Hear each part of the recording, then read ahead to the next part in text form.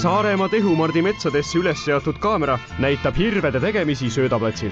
Kaamera alustas otseülekannet pärast seda, kui lõppes hirvede aasta tähtsaim sündmus – jooksuaeg. Söödaplatsil hakkasid loomad kogunema järk-järgult. Esmalt esimesed hirvelehmad vasikatega ja hirvepoisid, kes pulmamöllust osavõtmiseks veel noored. Viimastel päevadel on sööma kogunenud juba suuremad seltskonnad. Nende seas ka vägevad hirvepullid.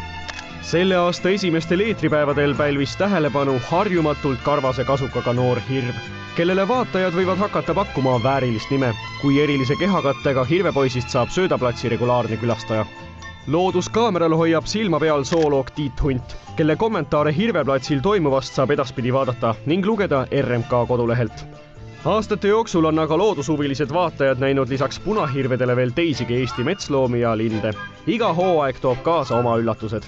Mägral oli maja nii nagu vaja. Näiteks Mäger on ju Mägramaja laulu järgi kena koduhoidja loom. Aga mida tähendab rahvasuus levinud sõnapaar mäkra mängima? Mägra mängimine on vist ikka rohkem halvustav ütlemine.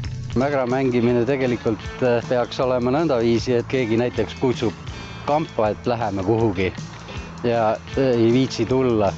Läheb parem, poeb oma urgu ja magab seal ja ei viitsi midagi ette võtta.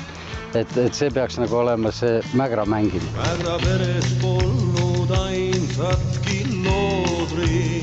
Hirvekaamera vahendab pilti YouTube'i kanali kaudu kuni aprilli eelmisel hooajal.